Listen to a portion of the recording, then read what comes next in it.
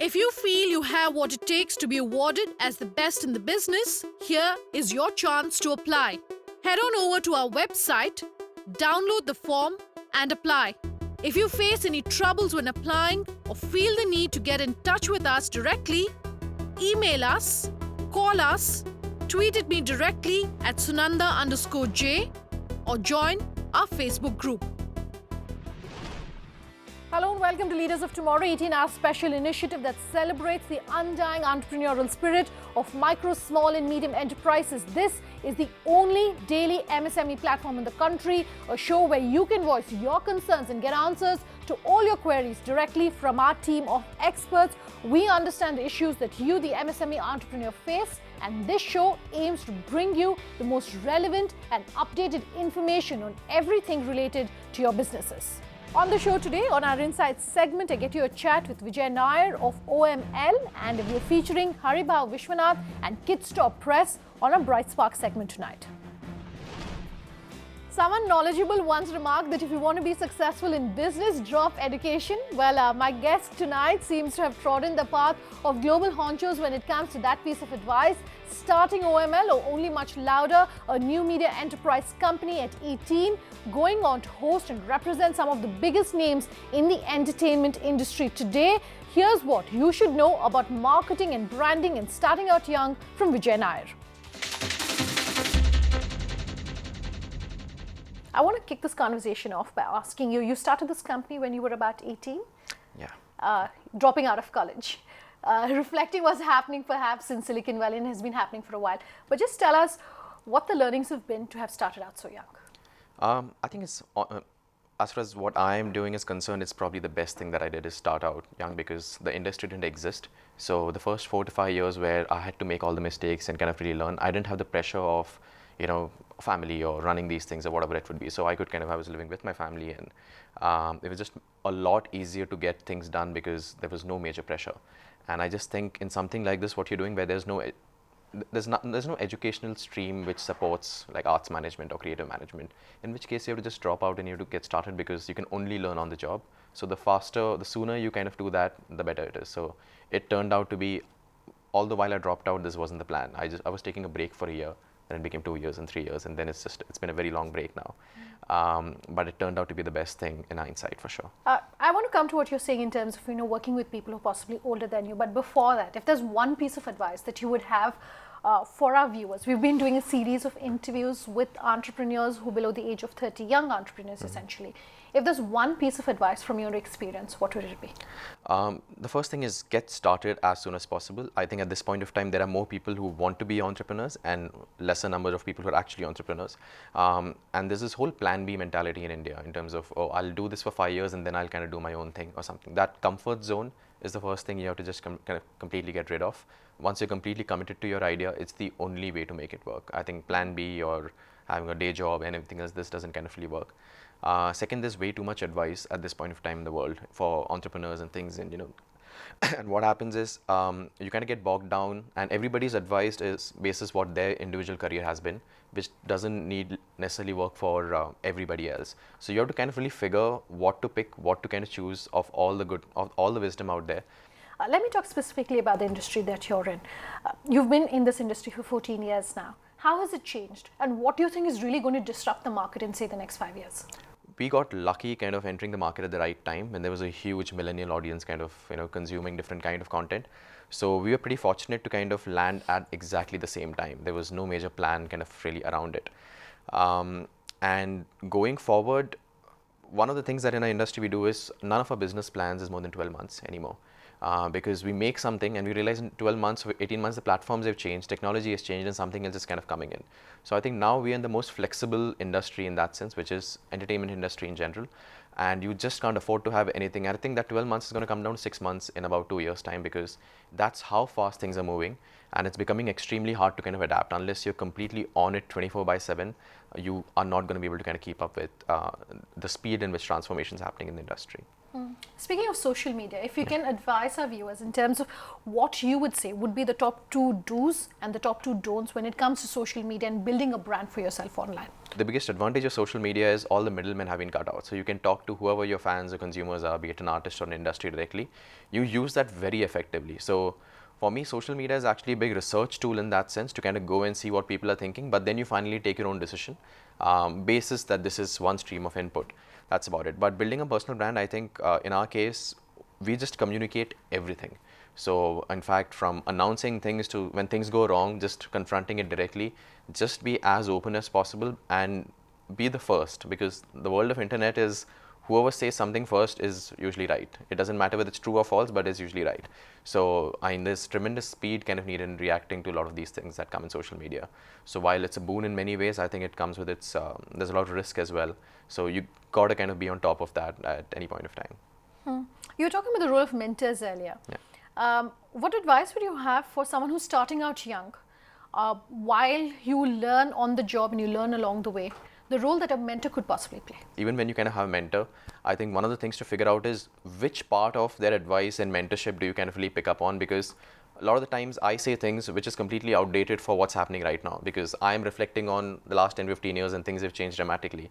So I say things and I kind of think about it like, yeah, this doesn't make sense anymore, to be honest. So I think you need to kind of really pick that out and also find mentors kind of who are diverse. Let's talk about the regulatory framework for your industry. GST is, of course, everyone is talking about GST. All indication is that we could see it by the end of this year. How is it going to change, if at all, anything for your industry? Ours is one of the most regulated industry. It's not just from taxation perspective, but the licensing regime in India is extremely tough on events and concerts and things like that. From a GST perspective, I think we are watching it very closely on what the final draft is going to look like and how it's going to shape up, because a huge burden on the entertainment industry has been entertainment tax in general, which varies from 10% to 50% in some states, and then you have service tax on top of it. So in many cases, you're actually paying anything between 35 to 60% just on taxes from the tickets you charge.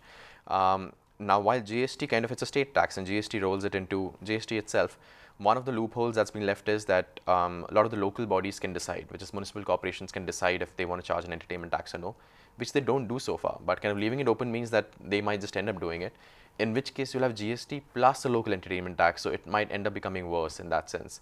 So we kind of watching it closely, and as our industry bodies kind of hope to kind of make a firm representation and make sure that even we get the benefit of GST kind of rolling out, as opposed to it becoming more complicated than it already is. A lot of the MSMEs and entrepreneurs who write into us or call us tell us that they find it very hard to raise funds because banks, for example, raise concerns on the books of smaller companies, right. Especially family-owned companies.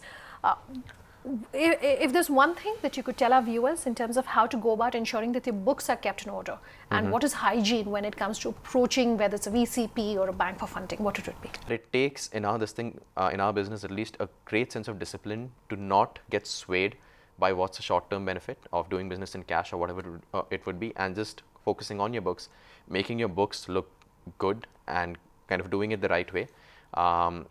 And it's not complicated at all. People make it sound way more complicated than it is. It's just about finding the right team, again, hiring the right team who can do it for you. I want to talk about the festive season and Sure. What kind of an increase in revenue perhaps, or what kind of an increase in the number of events that your industry will possibly see. How are you gearing up for that? So for us, our industry is very geared towards the festive season already, because from a weather perspective, October to March is when all the action is. After that, it gets too hot and it's raining, so you don't really see many large-scale events. So it kind of coincides with festive season in India overall, which is great because most of the brand spends, and that's a huge part of our revenue, kind of really comes around that in terms of sponsorships or any activation spends that happens. And it's definitely getting bigger and bigger every year, especially as companies are moving into smaller towns and other markets, because there is definitely a peak in terms of how much spend will happen in the key cities. I think that diversification has turned out to be really good, and there are most brands who want to do things in small towns, and I think that's kind of happening more and more. Okay. I noticed that you've also now started hosting, having comedy shows and events around comedy. Do Indians have a funny bone?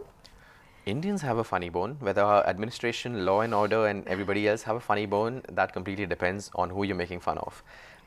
But there is definitely a sense of, in the last few years, I think the boundaries have been pushed, and more more often than not, it's fine. In terms of, I think Indians are laughing at themselves more than ever before, and that's definitely heartening to see.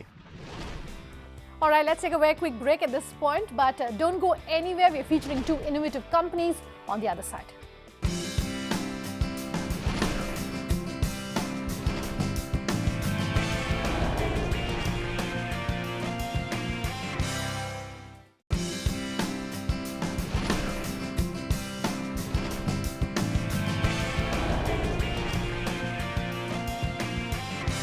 Welcome back. You're with us here on Leaders of Tomorrow, and tonight we're featuring two companies on our Bright Spark segment, Haribha Vishwanath and Kidstop Press. Indian musical instruments have an uncanny ability to stir the soul. Haribha Vishwanath Musical Industries in Mumbai is manufacturing some of the country's most musical and ancient instruments, all while preserving their presence on the global map. Pooja Jain got in conversation with the company's management team and its founders to understand why music lovers all over are dancing to their tunes. Here's what you, the MSME entrepreneur, should know if you're in a family-owned business as well.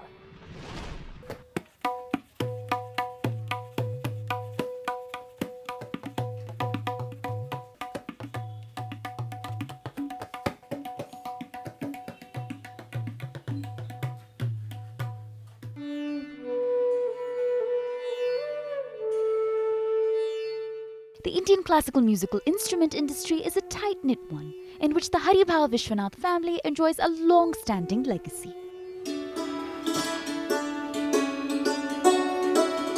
With an in-house musical instrument manufacturing workshop that employs a staff of just 15, the company has managed to meet and beat the demands of music maestros the world over. The instruments that we make are for generations. And third-generation entrepreneur and partner Ashish would know. He shared the secrets to success and his approach to circumventing setbacks in this conversation with ET Now. So your grandfather got his start in the business repairing damaged classical musical instruments. And now the instruments that your company manufactures can be found all over the globe. Walk us through your growth story. See, in 1925, my grandfather started with a small repair shop, and he used to repair harmoniums and sitars, tablas. Eventually, he gained confidence that he can make these as well. He can make better instruments and adapting them to the local conditions as well. That's where it started, and he was quite successful in doing that. Eventually, the second generation came in, and the second generation in fact brought in the exports market to it. All these norms started coming in, quality controls, consistent quality and innovation, and things started to enter our workshops, our ears, and that's where we started getting global demand for our instruments from all over the world.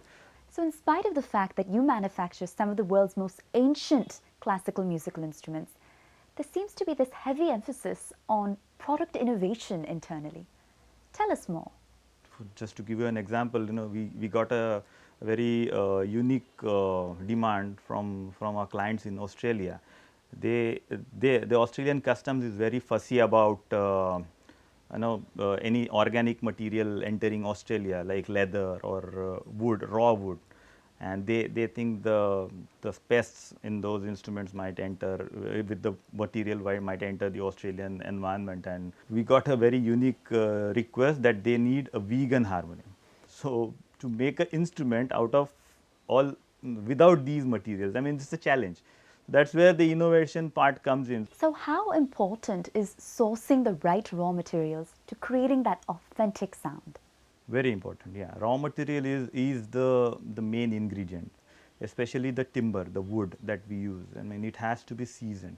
It has to have zero moisture. It can't have any moisture, because with moisture, we use metal on it, so the corrosion part is there. Or even when we, for example, in a santur, if the material is not rightly seasoned, so the instrument has a lot of pressure of strings on it, so it might warp. How has customer demand evolved over time, domestically versus internationally? We cater to the whole of Indian market as such through dealer network as well. But nowadays the major clientele is all international. The yoga rage that I call in the US, and this is one of our biggest markets now, and everybody wants to do yoga and everybody wants a small harmonium. What are some of the most formidable challenges that musical instrument manufacturers are facing today? Finding good labor is a major challenge. You know, we are not getting people to work in our kind of industry here. Because nowadays, if you see people would go work in a mall, we always take some guys who have basic carpentry knowledge, and then we train them, because it's all woodwork. So they have to just start doing smaller parts, and then they graduate a little bit to a better, like a complete framework of that thing, and then they will again graduate to a complete instrument makers. So it's like a slow process to do the whole instrument as such. And what's it like to shoulder this responsibility of carrying forward the family legacy? The responsibility is great. It's humongous, I would say. The instruments that we make are for generations. When I started to understand what family I am from, like this is Haribha Vishwanath's grandson, okay, and suddenly I am a celebrity there, and then somebody would tell me, "Arey, we have your harmonium. My grandfather had bought it." I mean, it's like 3 generations they are using it. And I am the 3rd generation of that particular family, so it always feels good. So any instrument that we make it for generations.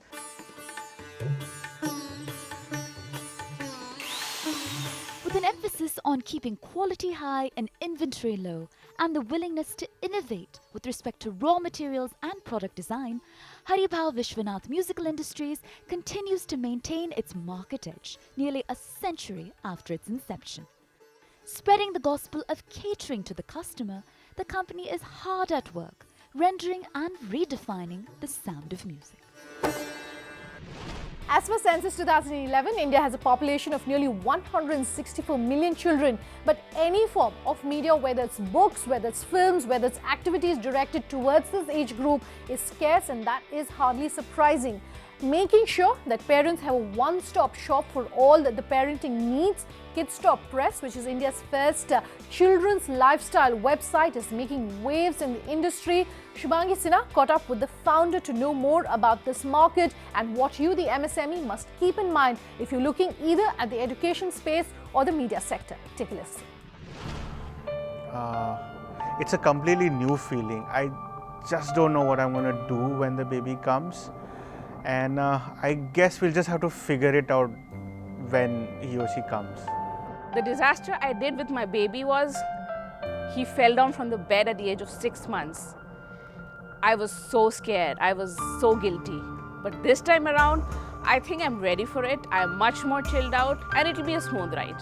I was constantly searching on the internet what things have to be done when my baby will born, and so I was completely clueless. I was very nervous, and I was constantly thinking that how I can become an ideal father.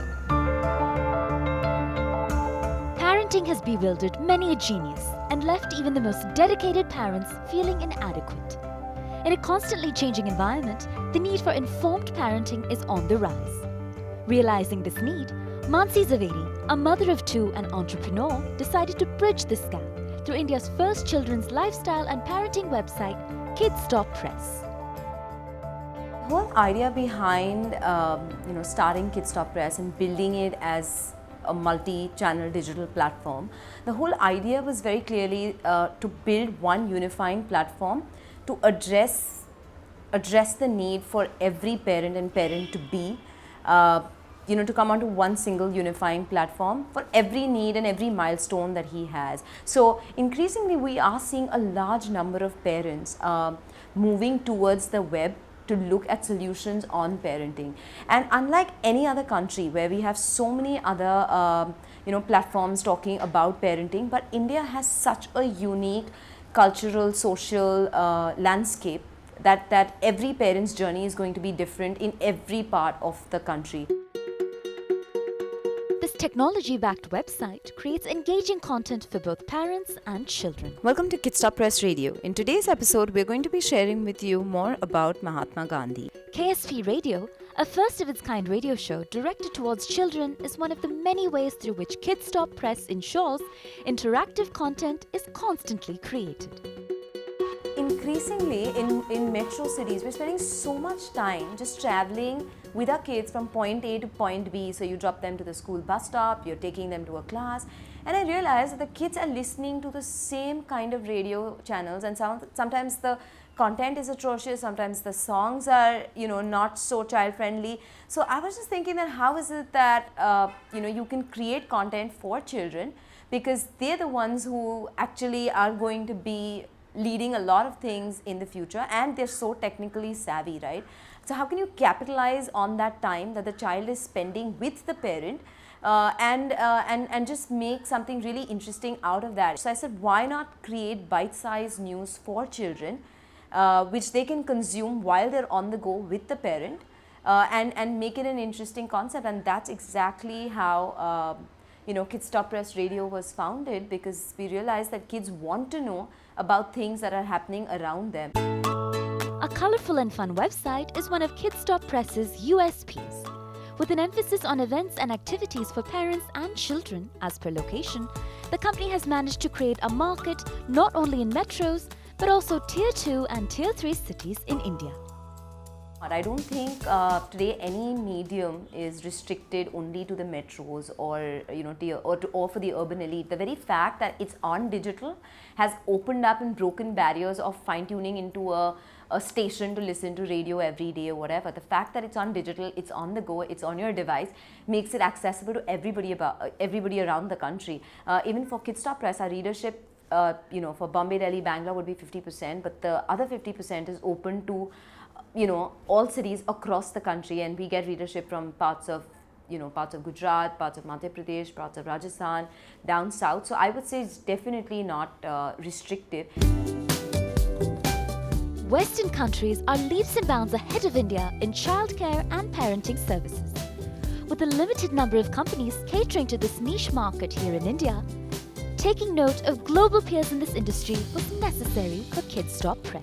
Of course, the parenting and baby care segment in India is a huge gold mine, and people are obviously very excited about this space. We're talking about 135 million babies being born by 2020. So it's an absolutely booming space to be in. In terms of the global markets, again, it's a very, very evolved market. But at the same time, we're not talking about a sizable number like we're talking about in India. I think what we definitely need to learn from the West is about diligence, about no mom shaming, because I think here everybody is getting really, really judgmental about parenting, and there is really no wrong or right way. So I think that's very interesting. Also, never to emulate a model which has worked very successfully globally, but you have to kind of cater and customize and curate a model that works well for yourself and for the country, because that's what, always have the vision on the consumer and not the model that interests or excites you and then you just want to emulate or replicate in the country. Kan's the evil king. Kan was very mean to his people. From the best books to read, do's and don'ts of nutrition, to the most exciting events in the city, Kids Stop Press is a one-stop solution to all parenting challenges.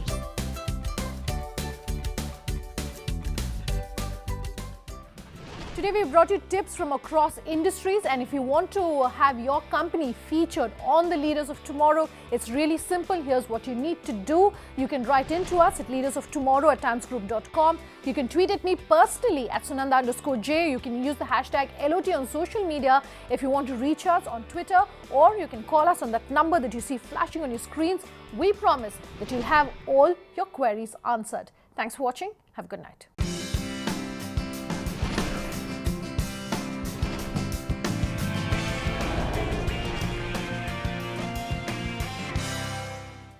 If you feel you have what it takes to be awarded as the best in the business, here is your chance to apply.